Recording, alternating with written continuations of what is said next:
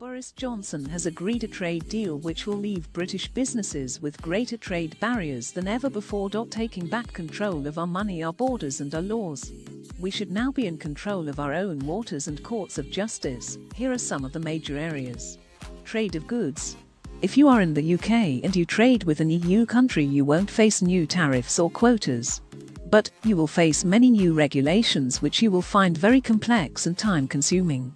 For example, your goods will still be tariff-free and receive the usual quotas. Also, if you export food, you will need health certificates and be subjected to sanitary controls at border inspection posts. Then there are the financial services. If you are in financial services, the deal has not made any specific clarification about access to the EU markets. Whenever the UK gets round to providing the European Commission with more information, then at that point more clarity will be given. In the meantime, it is estimated that over 9,000 jobs have been relocated to other places in the EU, and more than £1 trillion in assets have been moved from the UK to other parts of the EU. That is 10% of all assets managed in the UK. Even Stevens, equal rights. Neither the UK nor EU are allowed to offer any state guarantee to cover any company's debts, and the UK cannot rescue any company in the absence of a restructuring plan, including any bank. All subsidies awarded by the UK must be disclosed. There are the fishing rules. The UK controls its fishing borders.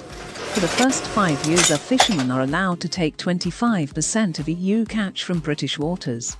After the 5 years, we can take full control of our fishing borders. However, the EU are allowed to impose tariffs on our fish if we limit their access to our waters.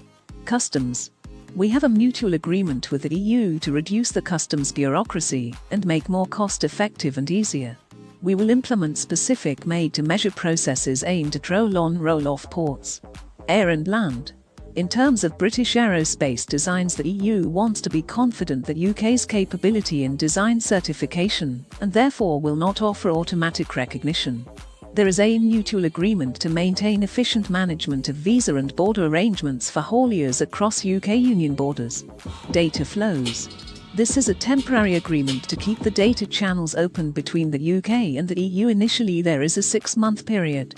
Personal data shipped to the UK during this interim period shall not be considered as transfer to a third country under EU law, the document says, adding that the UK has to suspend its own transfer mechanism. If the UK applies a new transfer tool to ship data to a third country during the interim period, it should, as far as is reasonably possible, inform the EU. There is a mutual agreement to maintain high standards of data protection to facilitate digital economic trade without limits.